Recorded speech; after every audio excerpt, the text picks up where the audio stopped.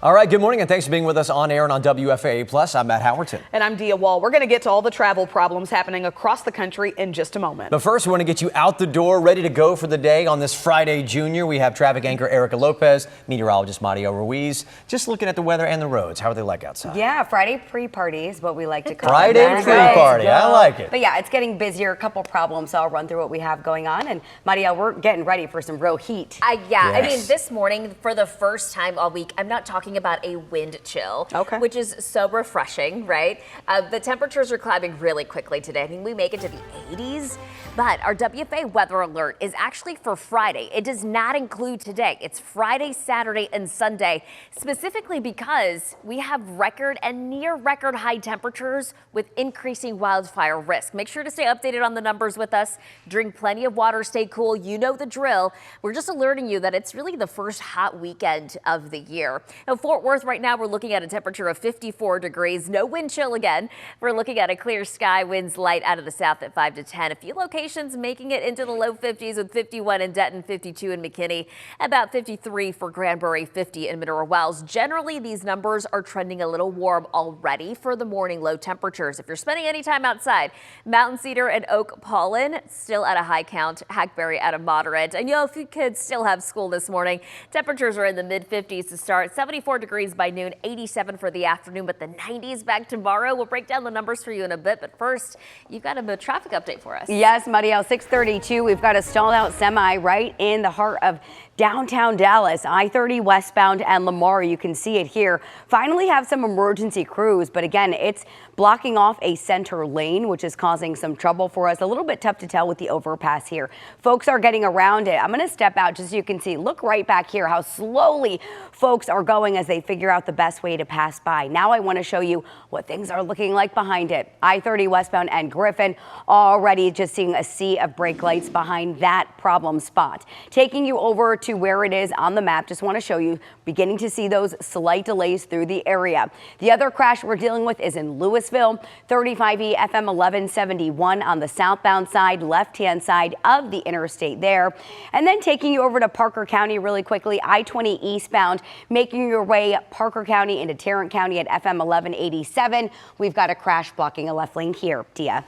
Erica, we appreciate that. New overnight, a home in North Dallas is destroyed after this fire. Just look at the flames on St. Michael's Drive near Hillcrest Road and Forest Lane. We're told that one woman was able to get out of here safely. Firefighters put out the flames and stayed on scene to monitor hotspots. We've reached out to Dallas Fire Rescue to learn what caused this. A live look at DFW Airport behind us right now. If you are flying this weekend, get to the airport early and expect some delays regardless of where you're going. Security screenings are slowed down across the country, and new numbers show that 10% of TSA workers across the country called out of work on Tuesday because they're working without pay amid the partial government shutdown. ABC correspondent Whit Johnson is with us live from Newark Liberty in New Jersey to talk about what travelers there are facing. Whit, are these TSA callouts impacting the times there? Hey, Matt and Dia, good morning to you. Yes, they are. You can actually see some of these long lines moving very slowly behind me here at Newark Airport. And this is something that many major airports across the country are dealing with right now because they are actually closing down some security checkpoints. And that's this ripple effect that we're seeing. Again, we are now entering day 34 of this partial government shutdown. Thousands of TSA workers who have not been paid in nearly 3 weeks are calling out sick. They're not going to work. And so we've actually been tracking at individual airports across the country just how bad it's been.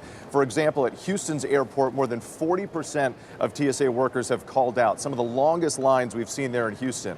Atlanta, 34%. JFK, 30%. And so that's why we're seeing these longer lines and really this mounting frustration. Officials are also warning that some smaller airports across the country may have to close entirely if lawmakers can't reach a deal soon on this partial government shutdown. Now, Whit, is there any end in sight to the partial government shutdown that's causing all the disruptions and delays with security? Not right now. We know that there are some negotiations on a smaller scale happening behind the scenes, but Democrats and Republicans on Capitol Hill mostly remain deadlocked over this DHS funding.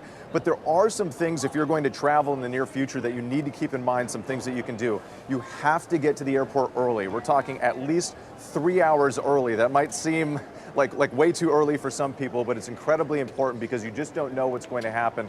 Also, make sure you check the airport's website or social media. The airport, not TSA, because TSA's app is actually not working. They're not updating things, again, because of that partial shutdown. All right, helpful tips there. ABC's Whit Johnson, thank you so much for being here this morning. You got it.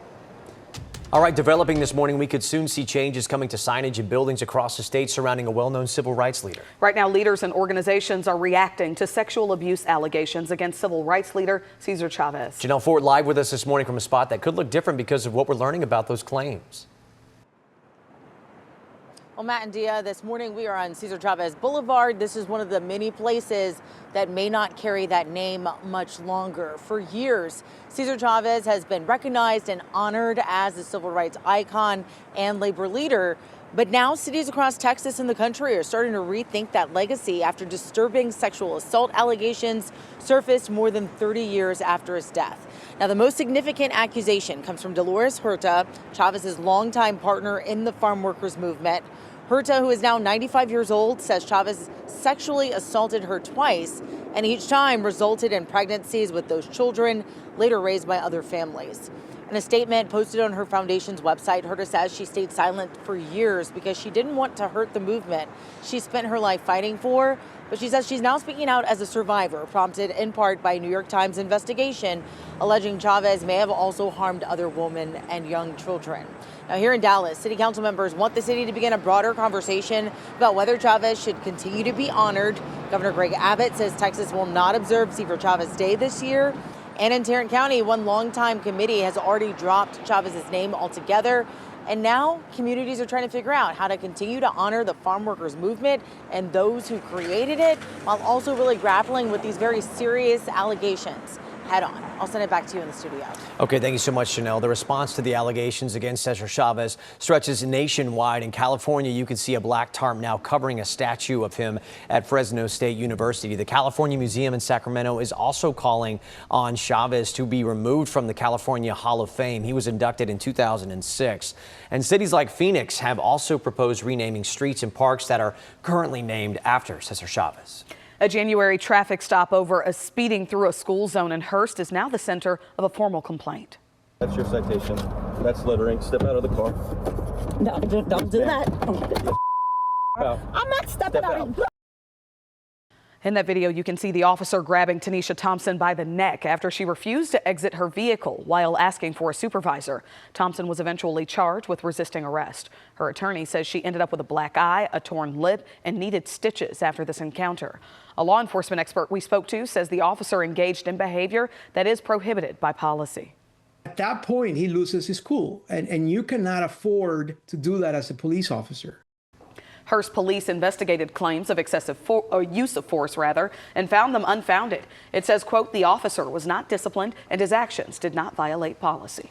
All right, here's a snapshot of news that you need to see this morning. A pilot taken to the hospital after a small plane went down at Arrow Valley Airport in Roanoke. That's in southern Denton County. First responders say the single-engine plane was off the runway and upside down. When they flipped it over, you could see the nose of the plane damaged there. The pilot was the only person on board.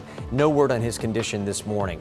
Cleanup underway after a train derailment in Rosenberg, southwest of Houston. Just an absolute mess. Police say about 24 cars jumped the tracks yesterday. No injuries reported, but nearby crossings were shut down, causing major traffic delays, but most have since reopened. The cause of that crash still under investigation.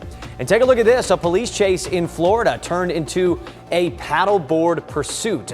Deputies say a suspect took off during questioning, then jumped into a waterway to try and get away. And that's when officers grabbed paddleboards and followed him into the water. The chase ending with the suspect struggling to stay afloat before being brought to shore and taken into custody. And that is a look at your morning snapshot. Probably didn't teach that in the academy. Nah, improvising. 6:39 this morning, and still ahead this Thursday, we're at war overseas. And a lot of questions here at home. We'll tell you what we know about the conflict with Iran and how it's taking a toll on Texans. And we've told you about Six Flags cracking down. Teens can't go without an adult. Is it too strict or is it necessary? We're talking about it. That's ahead.